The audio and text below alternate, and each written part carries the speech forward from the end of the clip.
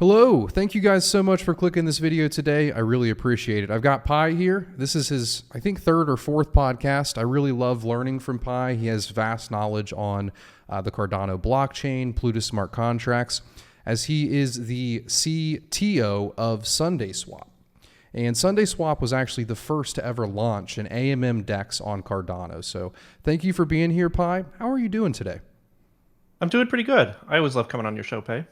Yeah, me too. I feel like it's a knowledge dump. You know, me personally, I learn a lot from doing my own podcasts and asking questions that I'm interested in. So thank you. I do always appreciate it.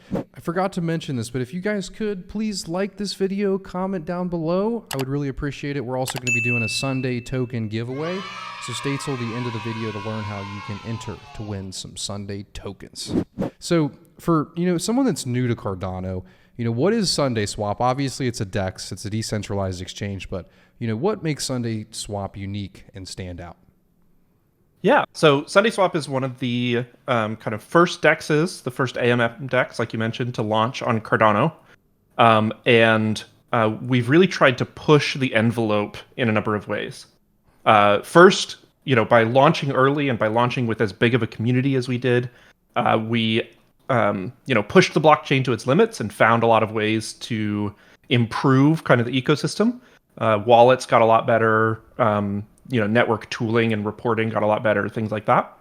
But we also try to focus on pushing the envelope in usability and kind of user knowledge. So we're always trying to explain things in a clear and cogent way.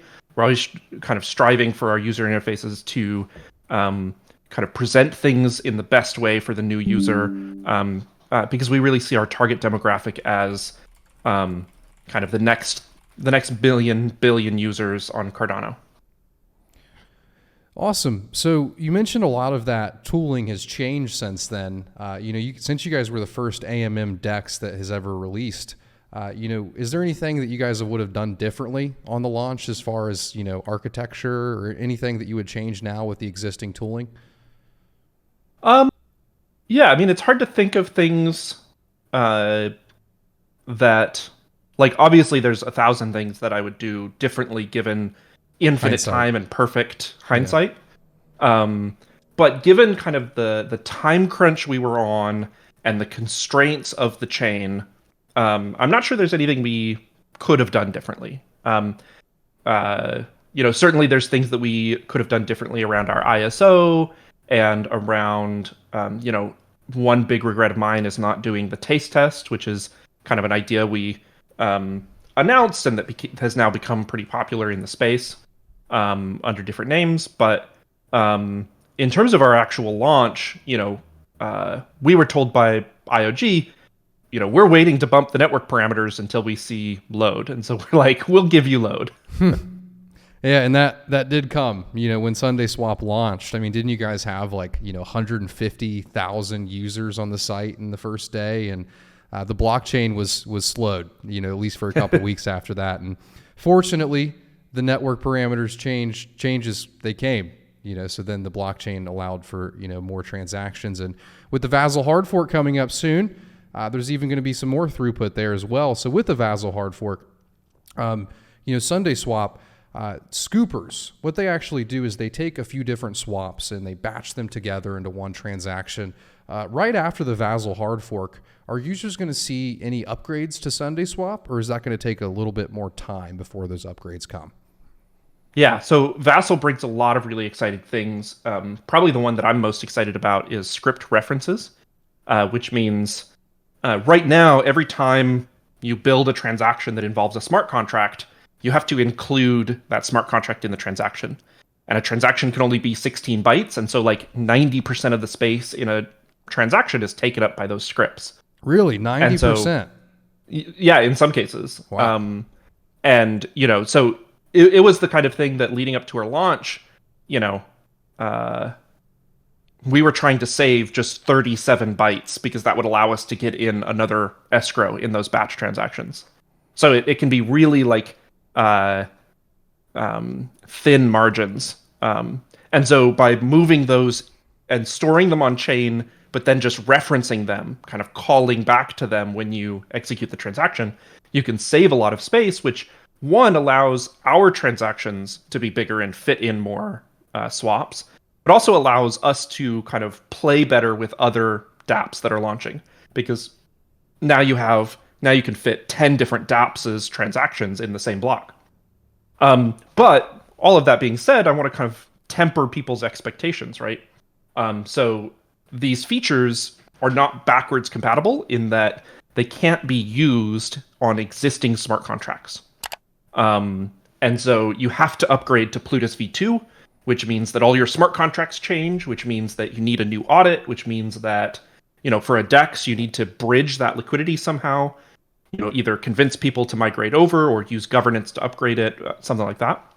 And so much like when we launched Alonzo and there weren't any dApps immediately, and it took some time for those to release, the same thing will happen with any of these big hard forks, is the capability will be enabled on chain, right? And there will be some projects that now are have been waiting to launch, and so you'll see some go live. And that's great. I'm super excited for them.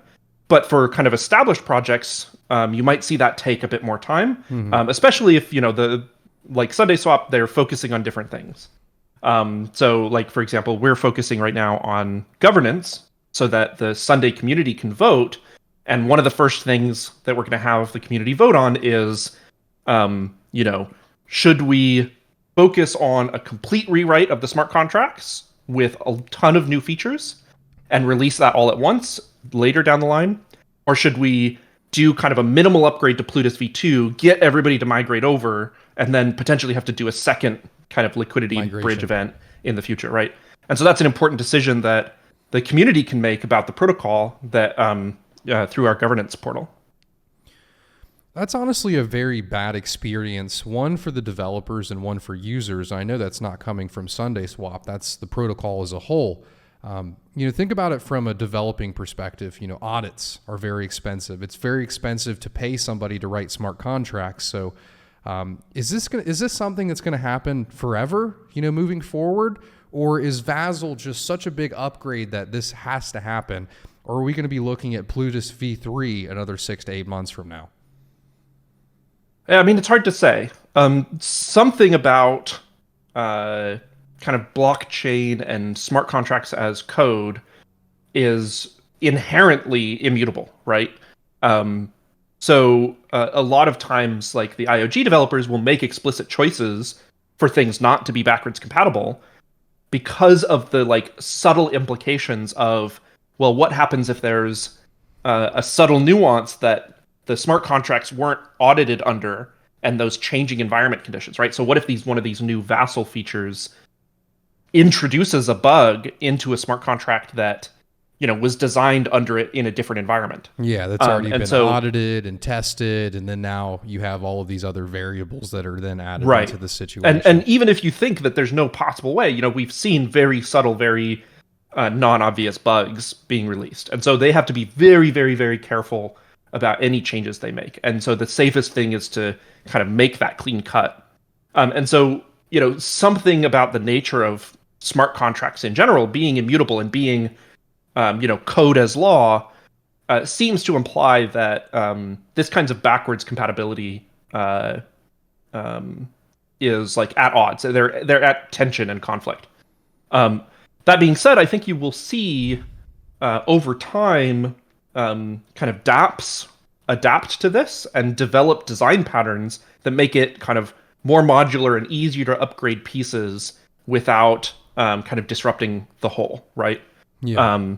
And so we attempted to do some of that with SundaeSwap, and it may or may not work kind of for an upgrade seamlessly. But, we'll see. Yeah, that's from someone who's writing smart contracts and working on building a protocol, it's kind of nerve-wracking to me because of the cost of the audits and the cost of the contracts. And another thing that's actually happened with was Cardano native tokens. We actually had the Vasil Hardfork that allowed Cardano native tokens on Cardano before we had Alonzo. And when Alonzo came, you essentially had to mint entirely new tokens to get the capabilities of, smart contracts with tokens. And that's a hard problem. Imagine if you mint your tokens in, March right after they release, and you have them in the hands of, thousands of users.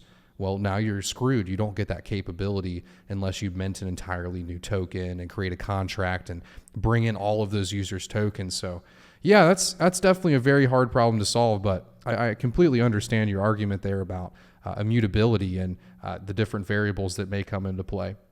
So SundaeSwap has been, working on a governance portal, for the community to allow other businesses to, have governance. Governance is very important, especially in Cardano, and there isn't a lot of good tooling for governance currently. So could you explain, why you guys made this governance portal and what utility it offers the community or projects that want to use it? Yeah. So one of the kind of key components of the Sundae protocol is this notion that its community is going to decide kind of the future of the protocol. I like to think of it as kind of a boat that we built, but then we pushed off into the ocean, right? And it's no longer ours. We're a contracting company that is building and maintaining some of the off-chain infrastructure for it, but the protocol really is owned by the SundaeSwap community and the holders of the Sundae token. I say that, but that's a little bit of a lie because right now there's no way for those holders of the Sundae token to express their voice and to actually vote on things and propose upgrades and stuff like that, right? So we're in this on-ramping period where we're trying to make that true. And so as part of that, we've been working really hard on building a governance portal. And on that journey, we looked at a bunch of different solutions and really settled on one that we're really proud of. And then we thought, well, there's lots of other projects building on Cardano, and not all of them have the resources to go through all of this to build their own governance solution. And so we're also offering this as a business-to-business solution. So you'll start to see other projects that are, want to hear the voice of their community, and are using kind of the same technology that underpins the Sundae governance portal for their governance. Have you had a chance to check it out yet? I actually haven't. Been too busy working on the rare bloom. Well, we have a few minutes now. You want to show kind of your audience how easy it is to vote? Yeah, let's jump into it. I'm actually really excited for this. I'm building Atrium, and it's a DAO, and governance is at the core of what we want to build. However, users need to make a decision, before we have the actual protocol built, because we want users to have input. So from my perspective, this is very useful because we don't have to build out our own governance portal or even have a working protocol or token yet, but still allow our users to have a say in the future direction of the protocol early on. Mm-hmm. Yeah, so why don't you go ahead and share your screen? If you've got Eternal, switch it to the preview network. We're running kind of this preview environment to kind of test all the underlying tech before we launch on mainnet. And we thought it'd be fun to host a vote for everybody's favorite ice cream flavor. All right. Sorry if you guys noticed a little cut there. We were trying to get the governance portal set up. You actually have to set up a preview wallet to interact with it right now. But fortunately, you can come straight to the site, connect your wallet on the this preview SundaeSwap.finance. You can see the link up here, governance.preview.sundaeswap.finance. And then on Eternal, you go to the bottom right-hand corner, switch that to preview. And once you're in preview, you can come to this website. You're going to have to make a new wallet though, but I just made a quick throwaway wallet. So we're actually on the site right here, right now. In the top right-hand corner, you can see get more tokens. So we're going to go ahead and click that. We've already got our Eternal wallet connected. So I just requested the tokens. We're good to go there. And then looking through the site here, we see a few different options. We see actually an option to create a proposal, which is pretty cool. Yeah, right now we have that locked down just because we're focused. We want kind of to funnel people to one proposal. Mm-hmm. But once we launch on mainnet, the idea is that anybody who, there'll be a process for it to go through creating a temperature check on our forum. But, anybody will be able to create a proposal for, what they would like to see happen. And so right now, you can see there we're running a vote for kind of the community's favorite ice cream flavor. So if you want to click vote now. See if we got our tokens yet. Try refreshing the page.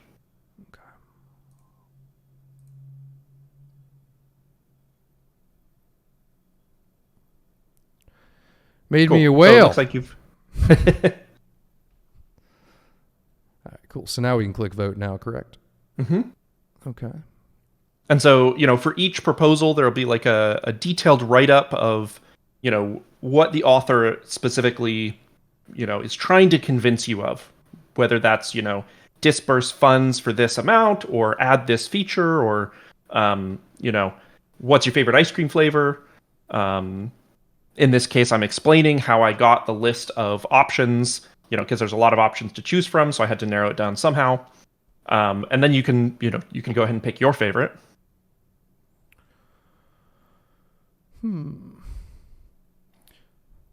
Oh, there's an other. Mm-hmm. And so if you see right below that, there's a comment. And so, we allow you to attach a comment to your vote.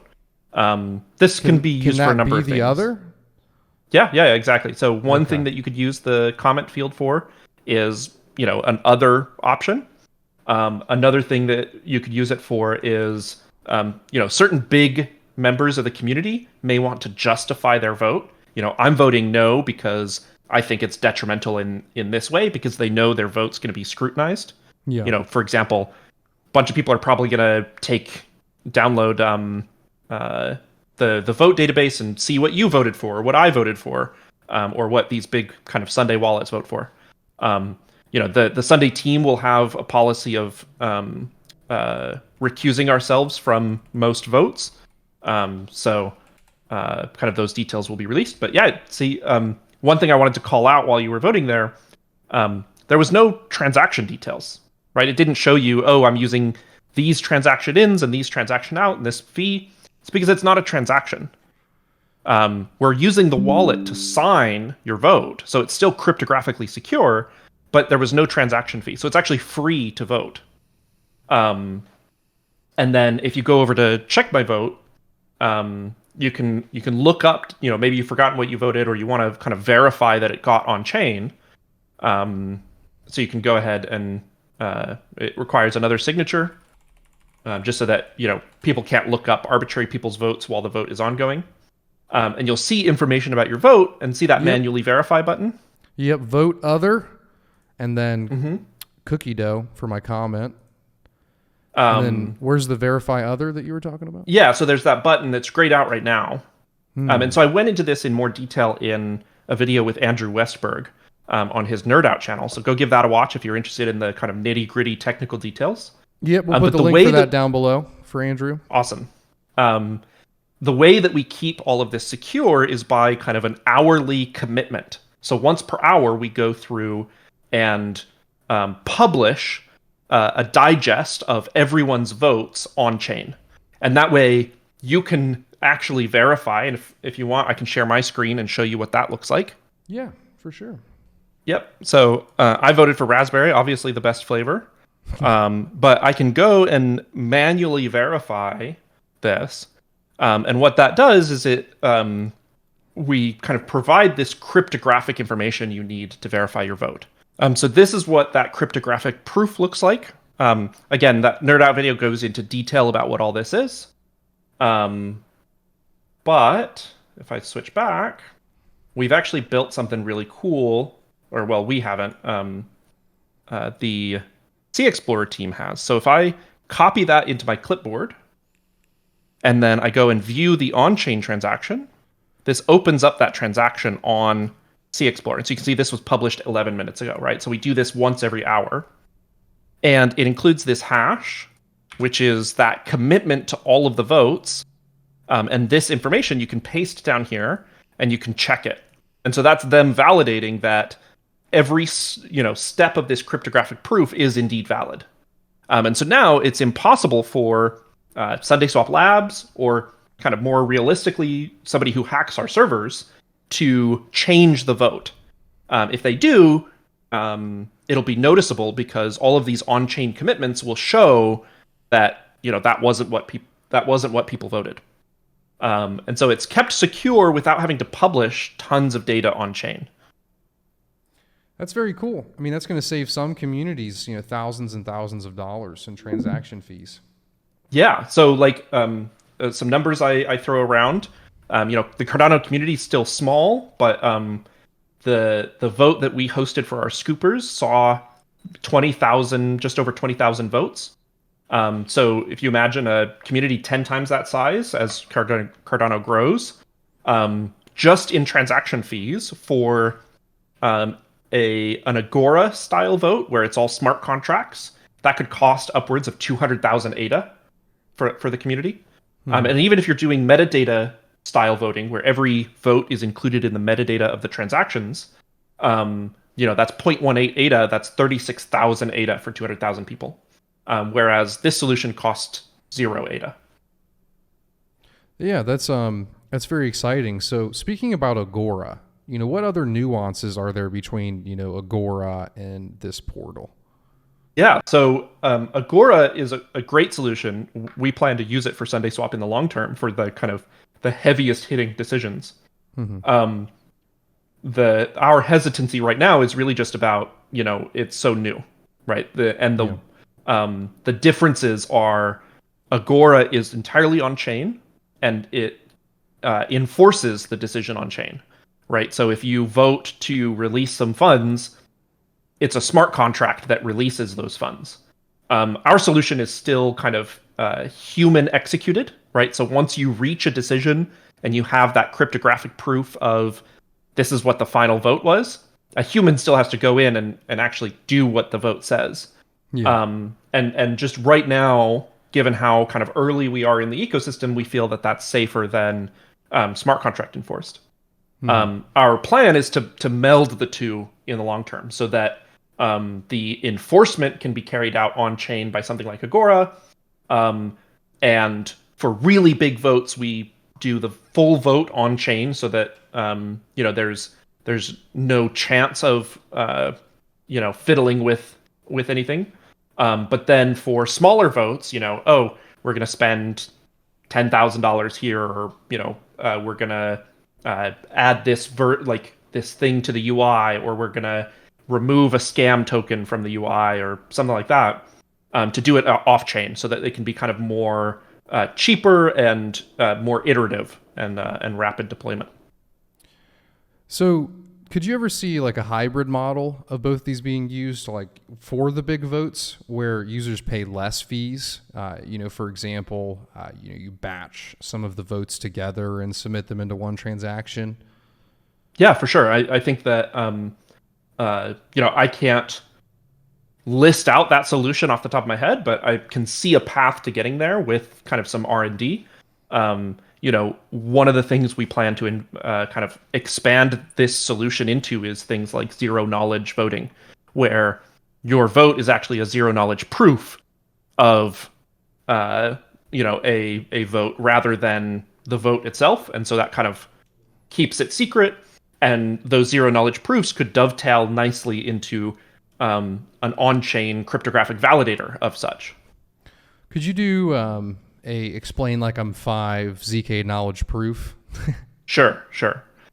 So zero knowledge proofs is some way to kind of convince you, the challenger, that I know something without revealing anything about what I know, right? So for example, I could convince you that I know two numbers that multiply to 25 without revealing what those two numbers are, right?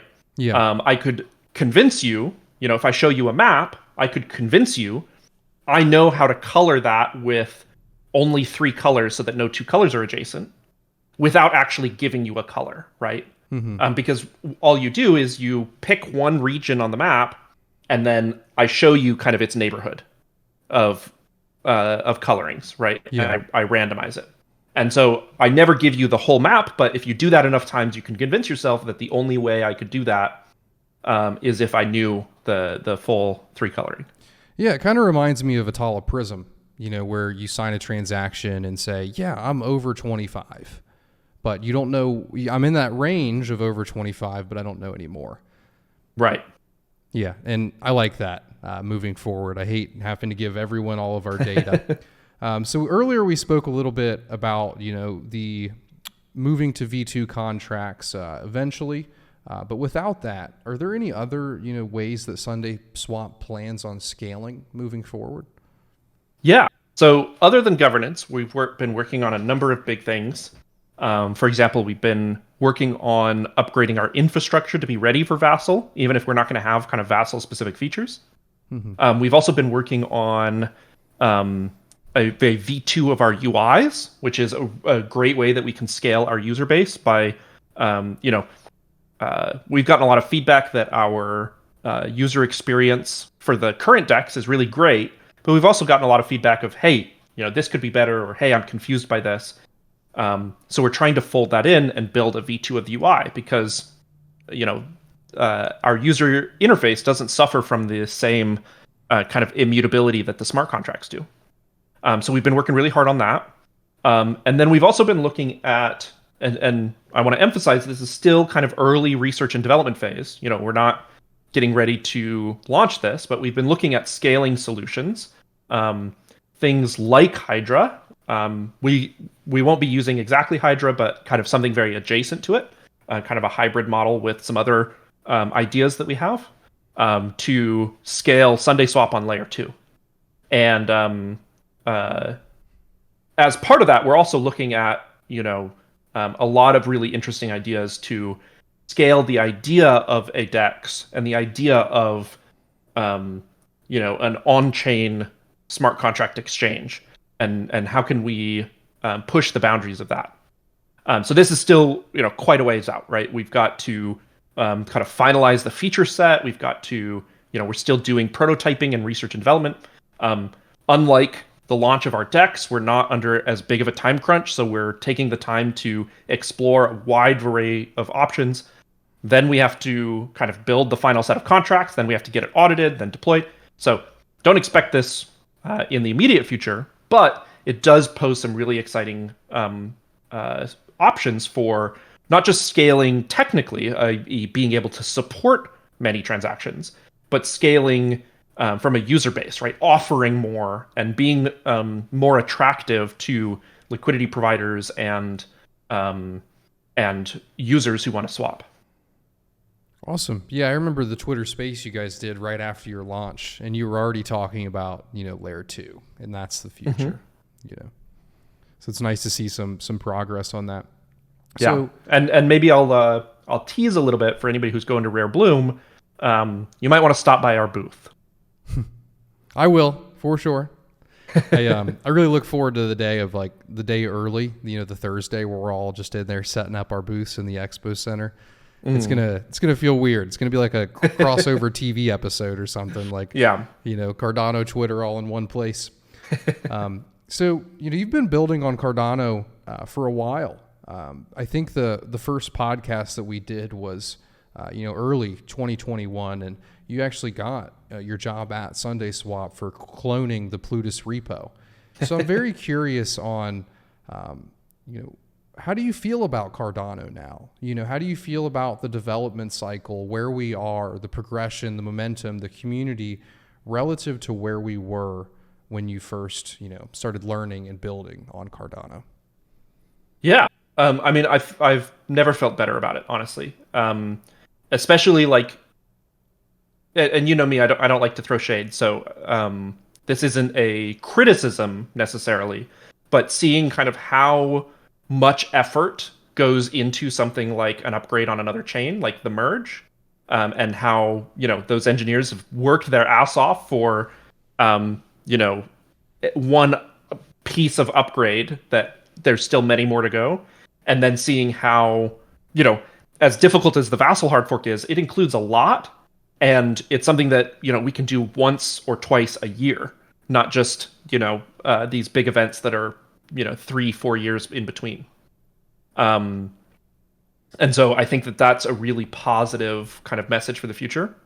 I also, a bit of self plug. I just opened a Stakepool, and so it felt like about time. I've been building and enmeshed in Cardano for quite a while now, and it started to feel wrong that I wasn't kind of contributing to the decentralization of the protocol. So that's 314 pool. We just minted our first 2 blocks yesterday. So Congrats. that was really exciting for me. And I wouldn't be opening a stake pool and kind of paying for that server infrastructure if I wasn't here for the long term. And I think that really stems from my confidence in Cardano as a whole. Yeah, me too. I would honestly say the same thing. Even though we've gone down 80%, I think that the momentum, one behind the development team at IOG has greatly increased. It took years for them to release Shelly, and then it didn't take too long for the Mary Hardfork. It didn't take too long for Alonzo. Vasil took a little longer than expected, but when it comes to building the foundation for this protocol, I don't think it was very long. And also the momentum in the community that's been built up. The amount of people that message me that are building their own open source tools that are not even looking at what IOG is doing and try to build solutions now. That's just greatly increased all around the board. So I'm right there with you. I really did enjoy this podcast with you today. Is there anything that we didn't cover that you want to make sure that we mention before we head out of here? Not that I can think of. Awesome. Well, if you guys enjoyed it, make sure you click the like button, comment down below, feed the algorithms. If you guys made it till the end, make sure you type SundaeSwap at Rare Bloom. That will make us both happy knowing you guys listen to the whole thing, and I do really appreciate the support as always. And I love you guys, and I hope you have a good rest of your day.